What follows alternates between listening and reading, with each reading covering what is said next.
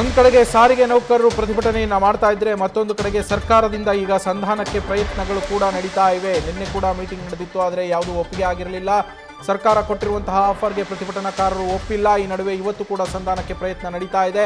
ಪ್ರತಿಭಟನಾ ಸ್ಥಳಕ್ಕೆ ಕೆಲವೇ ಹೊತ್ತಲ್ಲಿ ಕೆಎಸ್ಆರ್ಟಿಸಿ ಎಂಡಿ ಭೇಟಿ ನೀಡಲಿದ್ದಾರೆ ಅನ್ನೋ ಮಾಹಿತಿ ಸಿಗ್ತಾ ಇದೆ. ಇನ್ನು ಕೆಲವೇ ಹೊತ್ತಲ್ಲಿ ಸ್ಥಳಕ್ಕೆ ಭೇಟಿಯನ್ನು ನೀಡುವ ಸಾಧ್ಯತೆ ಇದೆ. ಭೇಟಿ ನೀಡಿ ಪ್ರತಿಭಟನಾಕಾರರ ಮನವೊಲಿಕೆ ಮಾಡುವ ಯತ್ನವನ್ನ ಕೆಎಸ್ಆರ್ಟಿಸಿ ಎಂಡಿ ಮಾಡ್ತಾರೆ. ಪ್ರತಿಭಟನೆಯನ್ನ ಕೈಬಿಡುವಂತೆ ಜಂಟಿ ಕ್ರಿಯಾ ಸಮಿತಿಗೆ ಮನವಿಯನ್ನ ಮಾಡಲಿದ್ದಾರೆ ಅನ್ನೋ ಮಾಹಿತಿ ಸಿಗ್ತಾ ಇದೆ. ನೌಕರರಿಗೆ ಸರ್ಕಾರದ ನಿರ್ಧಾರವನ್ನ ಅಕ್ರಮ್ ಪಾಷಾ, ಕೆಎಸ್ಆರ್ಟಿಸಿ ಎಂಡಿ ಅಕ್ರಮ್ ಪಾಷಾ ಅವರು ಪ್ರತಿಭಟನಾ ನಿರತರಿಗೆ ಸರ್ಕಾರದ ನಿರ್ಧಾರ ಏನು ಅನ್ನೋದನ್ನ ತಿಳಿಸಿ ಪ್ರತಿಭಟನೆಯನ್ನ ಕೈಬಿಡುವಂತೆ ಮನವಿಯನ್ನ ಮಾಡ್ತಾರೆ. ಸಂಜೆ 4 ಗಂಟೆಯವರೆಗೂ ಸರ್ಕಾರಕ್ಕೆ ಈಗಾಗಲೇ ಡೆಡ್ಲೈನ್ ಅನ್ನ ಕೊಟ್ಟಿದ್ದಾರೆ ನೌಕರರು. ಕುತೂಹಲ ಮೂಡಿಸಿದೆ ಕರ್ನಾಟಕ ಸಾರಿಗೆ ನೌಕರರ ನಡೆ ಏನಾಗಿರುತ್ತೆ ಅನ್ನೋದು ಸದ್ಯದ ಕುತೂಹಲ ಅನ್ನೋದಕ್ಕಿಂತಲೂ ಜನಸಾಮಾನ್ಯರಿಗೆ, ಪ್ರಯಾಣಿಕರಿಗೆ ಅವರ ಟ್ರಾವೆಲ್ ಪ್ಲಾನ್ ಮಾಡ್ಕೊಳ್ಳೋದಕ್ಕೆ ಇವತ್ತಿನ ಇವರ ನಿರ್ಧಾರ ಏನು ಅನ್ನೋದು ತುಂಬಾ ಇಂಪಾರ್ಟೆಂಟ್. ಸವಿತಾ ಲೈವ್ ನಲ್ಲಿ ಜಾಯಿನ್ ಆಗಿದ್ದಾರೆ ಫ್ರೀಡಂ ಪಾರ್ಕ್ ಇಂದಾನೆ. ಫ್ರೀಡಂ ಪಾರ್ಕ್ ನಲ್ಲಿ ಈಗ ಪರಿಸ್ಥಿತಿ ಏನಿದೆ ಅನ್ನೋದನ್ನ ಸವಿತಾ ವಿವರಿಸ್ತಾ ಹೋಗ್ತಾರೆ. ಸವಿತಾ, ಪ್ರತಿಭಟನಾಕಾರರು ಇನ್ನೂ ಪ್ರತಿಭಟನೆಯನ್ನ ಮುಂದುವರಿಸಿರುವಂತದ್ದು, ಹಾಗೆ ಕೆಎಸ್ಆರ್ಟಿಸಿ ಎಂಡಿ ಅಕ್ರಮ್ ಪಾಷಾ ಅವರು ಅಲ್ಲಿಗೆ ಬರ್ತಾರೆ, ಭೇಟಿ ಕೊಟ್ಟು ಮನವೊಲಿಕೆ ಯತ್ನ ಮಾಡ್ತಾರೆ ಅಂತ ತಿಳಿದು ಬರ್ತಾ ಇದೆ. ಏನೆಲ್ಲ ಡೀಟೇಲ್ಸ್ ಇದೆ ಸವಿತಾ?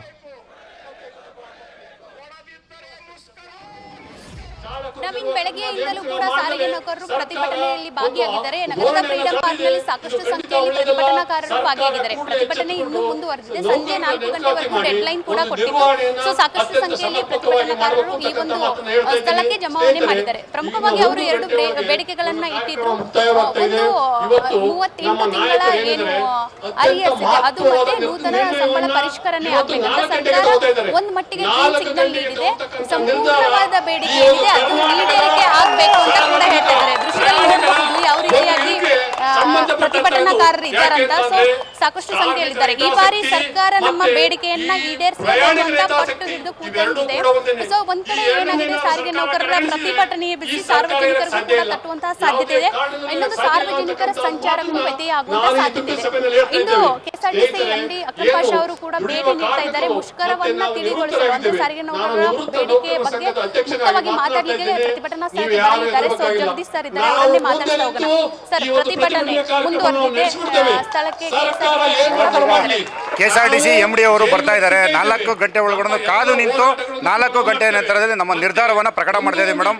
ಹಾಗಾಗಿ ಯಾವುದೇ ಥರದ ಇದರಲ್ಲಿ ಸಂದೇಹ ಇಲ್ಲ. ನಮಗೆ 1/1/24 ವೇತನ ಒಪ್ಪಂದ ಏನಿದೆ ಮತ್ತೆ 38 ತಿಂಗಳ ಹಿಂಬಾಕಿ ಏನಿದೆ ಇದನ್ನ ಇತ್ಯರ್ಥಪಡಿಸದಲ್ಲೇ ನಾವು ಇದರಿಂದ ಹಿಂದೆ ಸರಿತಕ್ಕಂಥ ಮಾತಿಲ್ಲ ಅಂತಕ್ಕಂಥದ್ದನ್ನ ನಾನು ನೇರವಾಗಿ ಹೇಳೋದಕ್ಕೆ ಇಷ್ಟಪಡ್ತಾ ಇದ್ದೀನಿ ಮೇಡಮ್. ಸರ್, ಒಂದ್ ಕಡೆ ನಾ ಕೊಡೆ ನೀ ಬಿಡಿ ಅನ್ನೋ ಪರಿಸ್ಥಿತಿ ಇದೆ. ನಿಮ್ಮ ಬೇಡಿಕೆ ಈ ಕಡೆ ಆದ್ರೆ ಸರ್ಕಾರ ಆ ಕಡೆ ಸಂಪೂರ್ಣವಾಗಿ ನಿಮ್ಮ ಬೇಡಿಕೆ ಈಡೇರಿಸಲು ಯಾಕೋ ನೀರಸ ಮೌನ ತೋರಿಸ್ತಾ ಇದೆ. ಇಲ್ಲ ಮೇಡಮ್, ಈಗ ನಾವು ಏನು ಎಕ್ಸ್ಪೆಕ್ಟೇಷನ್ ಮಾಡಿದೀವಿ, ನಮ್ಮ ಶಾಮಿಯಾನ ಮೀರಿ ಜನ ಸೇರಿದ್ದಾರೆ. ಮತ್ತೆ ಹೊರಗಡೆನೂ 1,000ಕ್ಕೂ ಅಧಿಕ ಹೆಚ್ಚು ಜನ ನಿಂತಿದ್ದಾರೆ. ಹಾಗಾಗಿ ಈಗ ಎಂಡಿ ಅವರು ಬರ್ತಾ ಇದ್ದಾರೆ. ಅವರು ತೆಗೆದುಕೊಳ್ತಕ್ಕಂಥ ನಿರ್ಧಾರದ ಮೇಲೆ ನಾವು ನಾಳೆ ಮುಂದುವರಿಸಬೇಕಾ ಬೇಡವಾ ಅಂತಕ್ಕಂಥ ವಿಚಾರವನ್ನು ತೆಗೆದುಕೊಳ್ಳೋಕೆ ರೆಡಿ ಇದ್ದೀವಿ. 4 ಗಂಟೆಗೆ ಸಂಘಟನೆಯ ಪ್ರಮುಖ ನಾಯಕರೆಲ್ಲ ಕೂತು ಎಂಡಿ ಅವರು ಬಂದ ಮೇಲೆ ಆಲೋಚನೆ ಮಾಡಿ ನಿಮ್ಗೆ ತಿಳಿಸ್ತೀವಿ ಮೇಡಮ್. ಹೋರಾಟಕ್ಕೆ ಸಕಲ ಸನ್ನದ್ಧರಾಗಿ ಬಂದಿದ್ದೀರಾ. ಒಂದ್ ಕಡೆ ಸಾರ್ವಜನಿಕರಿಗೆ ನಿಮ್ಮ ಈ ಪ್ರತಿಭಟನೆಯ ಬಿಸಿ ತಟ್ತಾ ಇದೆ ಮೇಡಮ್. ನಾವು ಇವತ್ತು ಯಾವುದೇ ಕಾರಣಕ್ಕೂ ಮುಷ್ಕರ ಮಾಡ್ತೀವಿ ಅಂತ ಹೇಳಿರಲಿಲ್ಲ, ಪ್ರತಿಭಟನೆ ಅಂತ ಮಾತ್ರ ಹೇಳಿದ್ದು. ಇವತ್ತು 4 ಗಂಟೆ ನಂತರದಲ್ಲಿ ನಾವೇನು ನಿಲುವನ್ನು ತಿಳಿಸ್ತೀವಿ ಅದು ರಾಜ್ಯವ್ಯಾಪ್ತಿ ಪಸರಿಸುತ್ತೆ. ಹಾಗಾಗಿ ಯಾವುದೇ ಕಾರಣಕ್ಕೂ 4 ಗಂಟೆವರೆಗೂ ಯಾವುದೇ ತರದಂತ ನಿರ್ಧಾರವನ್ನು ಪ್ರಕಟ ಮಾಡಲ್ಲ. ಸರ್ಕಾರ ಒಂದೊಮ್ಮೆ ನಿಮ್ಮ ಬೇಡಿಕೆಗೆ ಅಷ್ಟು ಅಡ್ಡಿಲ್ಲ ಅಂದ್ರೆ ನಿಮ್ಮ ಮುಂದಿನ ನಡೆ ಯಾವ ರೀತಿ ಇರುತ್ತೆ? ಅದು ಒಂದು ನಿಮ್ಮ ದೃಷ್ಟಿಯಿಂದ, ನೌಕರರ ದೃಷ್ಟಿಯಿಂದ ಒಂದು ನೋಡ್ತಾ ಹೋದ್ರೆ ಸಾರ್ವಜನಿಕರ ದೃಷ್ಟಿಯಿಂದ ಅವ್ರಿಗೂ ಸಮಸ್ಯೆ ಆಗುತ್ತೆ. ಸಾರ್ವಜನಿಕರಿಗೆ ತೊಂದರೆ ಆದ್ರೆ ಸರ್ಕಾರನೇ ನೇರವಾದ ಹೊಣೆನೇ ಹೊರತು ನಾವಂತೂ ಅಲ್ಲ. ಹಾಗಾಗಿ 4 ಗಂಟೆ ನಂತರದಲ್ಲಿ ನಾವು ಒಂದು ಉತ್ತಮವಾದಂತಹ ನಿರ್ಧಾರವನ್ನು ತೆಗೆದುಕೊಳ್ಳೋದ್ರಲ್ಲಿ ಸಫಲರಾಗ್ತೀವಿ ಅಂತ ಹೇಳ್ತೀವಿ ಮೇಡಮ್. ಸರ್ಕಾರ ನಿಮ್ಮ ಬೇಡಿಕೆಗೆ ಈಗ ಅಷ್ಟು ಅನ್ಲಿಲ್ಲ ಅಂದ್ರೆ ಹೋರಾಟಕ್ಕೆ ಸಿದ್ಧ ಆಗಿದೆ. ನಮ್ಮ ಹೋರಾಟಕ್ಕೆ ರೆಡಿ ಇಲ್ಲ ಅಂತಂದ್ರೆ ನಾವು ಹೋರಾಟಕ್ಕೆ ಸಿದ್ಧ ಇದ್ದೀವಿ ಮೇಡಮ್.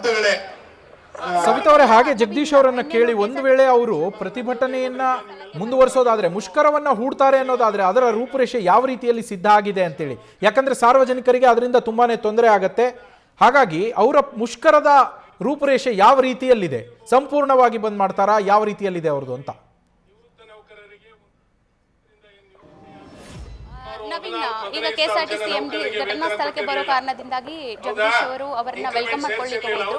ಆಗ್ಲೇ ಮಾತಾಡಿಸ್ಬೇಕಾದ್ರೆ ಅವರು ಕೂಡ ಹೇಳಿದ್ರು, ಅಂದ್ರೆ ನಮ್ಮ ಪ್ರತಿಭಟನೆ ಯಾವ ರೀತಿ ಇರುತ್ತೆ ಅಂದ್ರೆ, ಸೊ ನಮ್ಮ ಪ್ರಮುಖ ಬೇಡಿಕೆಗಳು ಎರಡೇ ಇರೋದು, ಎರಡನ್ನು ಸಂಪೂರ್ಣವಾಗಿ ಈಡೇರಿಕೆ ಮಾಡ್ತಿಲ್ಲ, ಅದರಲ್ಲೂ ಕಟ್ ಮಾಡಿ ಕೊಡ್ತಾ ಇರೋದ್ರಿಂದ ನಾವು ಅದನ್ನ ಒಪ್ಕೊಳ್ಳಲ್ಲ.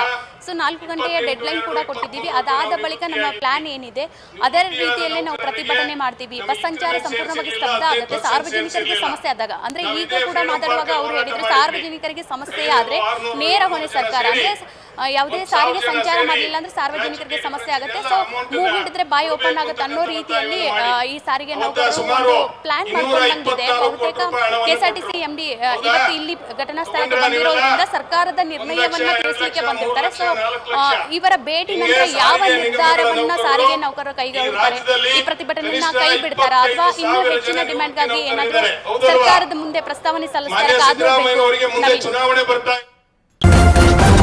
ನ್ಯೂಸ್ ಫಸ್ಟ್ ನಿರ್ಭೀತಿಯಿಂದ ನಿಮ್ಮ ಪರವಾಗಿ.